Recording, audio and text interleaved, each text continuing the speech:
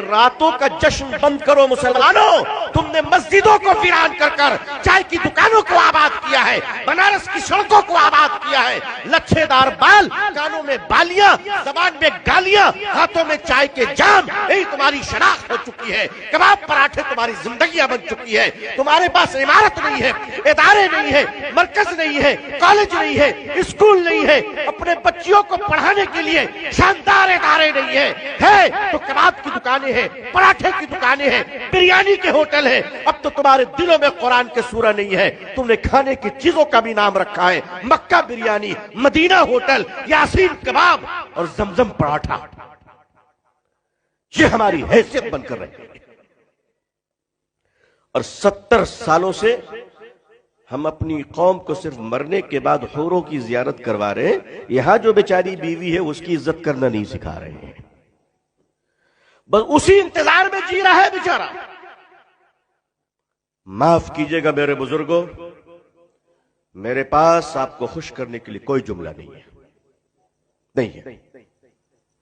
میری باتیں آپ کے دل کو چوٹ لگنی چاہیے، اور میں چاہ رہا ہوں کہ چوٹ لگے آپ کو۔ اب آپ نکلیے، مخملی گدگداہٹ سے باہر آئیے، اور اگر آپ ملت کے للکار پر اگر آپ ایک نہیں ہوئے تو اللہ تعالی حضرت مودی صاحب دامت برکاتہم سے یہ کام لیں گے۔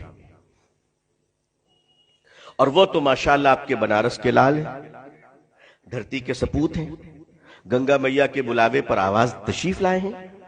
بھائی ہمارے ملک کے وزیر اعظم ہیں، اللہ ان کی صحت اچھی رکھے، وہ اچھے رہیں گے تو بہت کچھ اچھا رہے گا انشاءاللہ۔ عزیزان ملت، آپ کو ذہنی گدگداہٹ اور نازک مزاجی سے باہر آنا ہوگا، محلوں کی شان دماغ سے نکالنے ہوں گے، اور ملت کے درد کا احساس کرنا ہوگا۔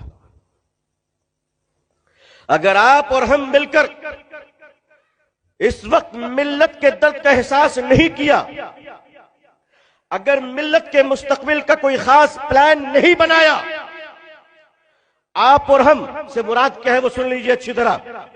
مولانا اور مسٹر اور مولانا، مفتی صاحب اور ڈاکٹر صاحب، یہ دونوں کے درمیان جو تفریق آ رہی نا برلن کی دیوار کی طرح، یہ شیطان کی بڑی چالوں میں ایک چال ہے کہ صاحب یہ ڈاکٹر صاحب ہے، یہ مولانا کو آدمی